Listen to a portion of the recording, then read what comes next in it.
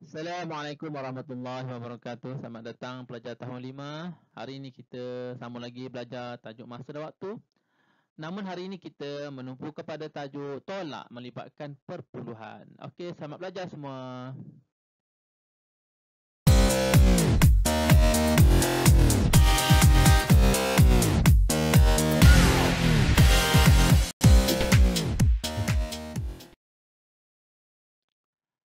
Jadi kemahiran kita pada hari ini adalah kemahiran 4.3, iaitu operasi asas melibatkan masa. Kemahiran standard pembelajaran kita ialah 4.3.2, iaitu menyelesaikan ayat matematik tambah dan tolak masa melibatkan perpuluhan. Namun pada hari ini cikgu nak tumpukan kepada operasi yang melibatkan tolak perpuluhan saja. Okey. Jadi kita akan belajar.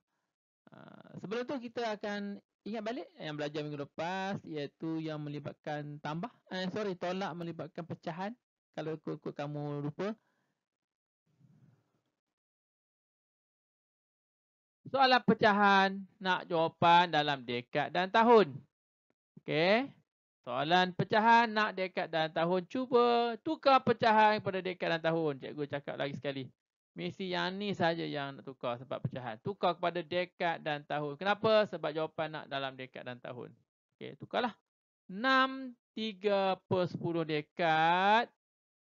Nak tukar kepada dekad dan tahun. Okey, kena tukarlah 6 ni. 6 dekad. Kita asingkan dulu. 3/10 tu yang kita nak tukar sebab tak cukup. Okey, tak dalam pecahan. Darab dengan berapa? 1 dekad berapa tahun? 1 dekad 10 tahun. Darab dengan 10. Boleh masukkan.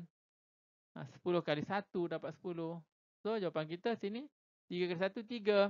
3 apa? 3 tahun. 3 tahun. Jadi di sini ialah 6 dekad.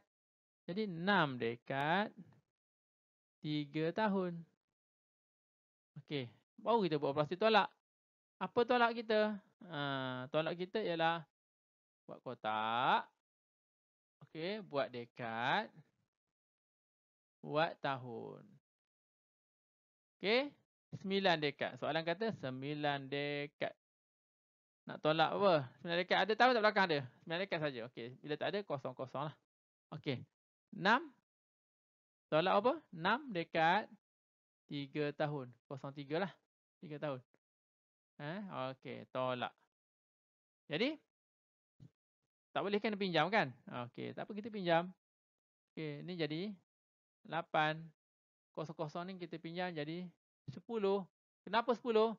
1 dekad 10 tahun. Okey, jadi kita tolak. 10 tolak 3 dapat 7. 07. 8 tolak 6, 2. So, dapatlah jawapan kita 2 dekad.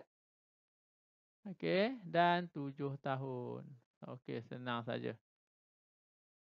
Okey, ada masalah tak? Okey, boleh faham senang saja. Jadi kita pergi kepada tajuk kita sebenar ini, iaitu tolak melibatkan perpuluhan jam.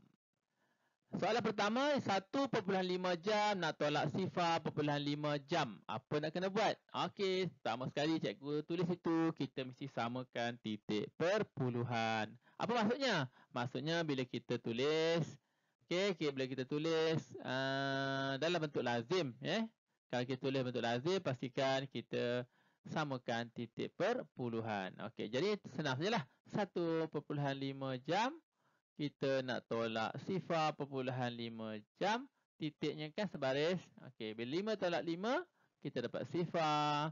1 tolak 0 dapat 1. 1.0 jam. Okey. Jadi tadi soalan dalam jam kan? Okey. Maka jawapan kita pun 1 jam saja. Okey, itu sajalah. Senang kan? Samakan titik perpuluhan. Tapi kalau soalan tu minta dalam minit, kena tukarlah. Sekarang dia nak dalam jam, maka jawapan kita 1 jam sahaja. Kalau dia minta dalam minit, 1 jam kena darab dengan 60. Okey. Tolak yang melibatkan perpuluhan hari. Soalan cikgu beri ialah 2.25 hari tolak 1.5 hari. Apa dia tip yang cikgu tulis sebelah tu? Samakan titik perpuluhan. Samalah.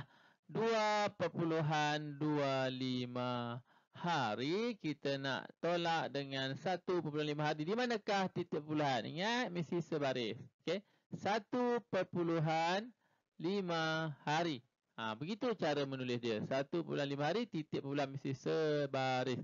Baru kita tolak. Okey, kita tolak. Apa yang cikgu beritahu sini? Samakan titik perpuluhan. Kenapa? Sebab kalau kita tak tulis ikut titik perpuluhan, mungkin ada yang buat begini. 1 perpuluhan dia tak ikut dia lah. Dia buat macam tu. 1.5 hari. Ada yang pelajar buat gitu. Ini salah titik perpuluhan tidak sebaris. Jadi kita mesti sebariskan. Kemudian kalau ada tempat yang rongak-rongak ataupun tidak ada nombor, letak sifar lah. Supaya kita dapat jawab dengan mudah. Jadi bila dah buat sebaris, kita tolak 5 tolak sifar dapat 5. 2 tolak 5 tak boleh, pinjam lah. Pinjam macam nombor bulat biasa juga, iaitu pinjam dari sebelah. Ni jadi 12. Okey. 12 tolak 5, jadi jawapannya 7. 1 tolak 1, sifar. Sifar perpuluhan 75. Apa ni? Sifar perpuluhan 75 hari. Sebab nak jawapan dalam hari saja, maka kita beri sifar perpuluhan 75 hari sahaja. Kalau diminta dalam jam, kena darab 24 lah. Tapi sekarang dia minta dalam hari sahaja. Okey, faham Kita tolak perpuluhan tahun pula. 16 perpuluhan apa ni? 875 tahun tolak 5.625 tahun. Okey, sekarang ni soalan ni melibatkan 3 TP, 3 tempat perpuluhan. Samakan titik perpuluhan biasalah. Kita mesti samakan titik perpuluhan. Kita nak tolak, kalau boleh tanpa pinjam, tolak macam biasa. 5 tolak 5 sifar, 7 tolak 2 dapat 5, 8 tolak 6 dapat 2, titik perpuluhan jangan dilupakan. 16 tolak 5 dapat 11. 11.25 apa ni? Tahun Jadi kita bawa jawab macam biasa lah. Tak ada apa-apa masalah. Macam tajuk nombor perpuluhan yang kita pernah belajar sama ni. Cuma cikgu nak beritahu sini 11.25 sifar ni. Kalau kita nak tulis, nak hilangkan sifar belakang tak apa. Sebab selepas titik tak boleh kita hilangkan. Jadi 11.25 apa ni? 11.25 tahun Okey. Kalau jawapan nak diberi dalam dekad, kena bahagi dengan 10. Kalau nak beri dalam bulan, darab pula dengan 12. Ini sekadar jawapan dalam tahun sahaja. Okey, boleh Okey, seterusnya. Soalan yang melibatkan dekad. Dekad satu dekad berapa tahun? Satu dekad 10 tahun kan? Okey. Jadi kita buat bentuk lazim. Sifar perpuluhan 3 ni tolak sorry. Sifar perpuluhan 3 kita buat apa? Kita tolak sifar perpuluhan 2 kan? Okey, sifar perpuluhan 3 tolak sifar perpuluhan 2 dekat titik perpuluhan sebaris. Kita dapat jawapan sifar perpuluhan 1 dekat dekat. Soalan dalam dekat, jawapan pun dalam dekat. Tapi kalau lah sekarang jawapan memanglah sifar perpuluhan 1 dekat sifar perpuluhan 1 dekat. Kalau lah jawapan cikgu bagi kalau dia nak dalam tahun berapa? Okey. Sifar perpuluhan 1 dekat kalau nak dalam tahun. Kalau soalan tu minta dalam tahun, kita darablah dengan 10 1 dekat 10 tahun kan. Gerak sekali. So jawapan dia 10. Jawapan dia 1 tahun. Itu kalau nak dalam tahun. Sekarang nak dalam dekat, sifar perpuluhan 1 dekat. Okey, senang saja. Soalan apa ni? Soalan yang melibatkan perpuluhan. Tapi jawapan nak dalam jam dan minit. Ni ada sedikit lah. Sedikit. Kena buat kerja tambahan, iaitu kita kena setarakan dia. Maksudnya apa? Tengok soalan ni. Soalan ni dalam jam dan minit. Jam minit. Yang ni dalam perpuluhan. Jadi apa perlu buat? Cikgu kata apa? Tukar perpuluhan ni. Tukar perpuluhan kepada jam dan minit. Supaya kita lebih mudah. Okey, jadi ambil dulu 3.45 tu kita tukar. Okey, 3.45 apa ni? Jam Kena tukar dulu kepada jam dan minit. Macam mana buat? Okey, cara dia cikgu cakap kita ada beberapa cara yang mudah. Kita buat beginilah. 3 tu kita asingkan dulu. 3 jam sebab kita tak payah nak kacau dia. Kita tambah dengan 0.45. Okey, yang ni nak darab dengan 60. Ni. 0.45 darab 60. Okey. 0.45 darab dengan 60 dapat apa? Dapat berapa? 0.45 darab 60. Dapat? Kalau tak ingat, buat bentuk lazim. Macam mana bentuk lazim? 0.45 darab dengan 60. Kalau tak ingat lah. Cikgu percaya ramai yang senang je ni. 5 kali 6, 30 kan. 4 kali 6, 24 tambah 3, 27. Jadi 27 apa ni? 27 minit. Jadi, bila kita dah dapat macam ni, kita 27 ni 27 minit. 27 minit. 3 jam 27 minit. Okey, bila jumpa macam ni, kita buat, ingat tak dalam tajuk tambah hari tu, kita buat apa? Cikgu kata buat apa? Buat kotak ni. Bila jumpa soalan macam ni, barulah kita guna ni kotak jam minit ni. Jam minit. Okey. Apa yang nak tolak? 3 jam 27 minit nak tolak 1 jam 40 minit. Okey. Tolak. Apa berlaku sini? Yang kena betul-betul faham. 27 minit nak tolak 40 tak boleh, kena pinjam sebelah daripada 3. Ni 3 jadi 2 lah. Kita pinjam tu pinjam berapa? Pinjam 60 minit. Kita pinjam 60 minit. Sebab 1 jam 60 minit. Tambah dengan 27. Jadi 87. 87 yang kita nak tolak. Okey, 7 tolak 0, 7. 8 tolak 4 dapat 4. 2 tolak 1, 1. Jadi jawapan kita pun dah dapat 1 jam 47 minit. Okey, apa yang penting pada soalan ni? Ingat, tukar dulu soalan ni, 3.45 jam kepada jam dan minit dengan cara kita asingkan 3.45 tu 3 jam 0.45 darab 60. Kenapa darab 60? Sebab nak tukar jam kepada minit. Kalau kita tak ingat, kira untuk azim, maka kita dapat 3 jam 0.45 ni dapat darab 60 dapat 27 kan. So 3 jam 27 minit. Tolak buat kotak. Buat kotak 3 jam 27 minit tolak 1 jam 40 minit. Jawapan kita 1 jam 47 minit. Okey. Boleh ikut Alright. Terima kasih. Soalan yang melibatkan hari dan jam samalah. Ini soalan ni dia ada hari jam, kemudian dia ada perpuluhan hari. Apa perlu buat? Tukar ni perpuluhan 9.75 ni kita tukar kepada hari dan jam. Okey. Jadi apa perlu kita buat? Kita tukar dulu 9.75 ni kita asingkan 9 tu 9 hari. Okey, tambah 0.75 ni, yang ni nak darab dengan berapa ni? 1 hari berapa jam? 1 hari 24 jam. Darab dengan 24. Okey. Jadi 0.75 kita darab dengan 24. Kalau tak pandai, tak ingat, kita buat bentuk lazim. Okey. 0.75 darab 24 ni, kalau kira bentuk lazim, dia akan dapat berapa ni? Dapat berapa? 18 kan? 18 jam ni akan dapat 18 jam ni. 0.75 darab 24 dapat 18. Kira tu lazim. Jadi 9 hari 18 jam. Yang ni kita nak tolak.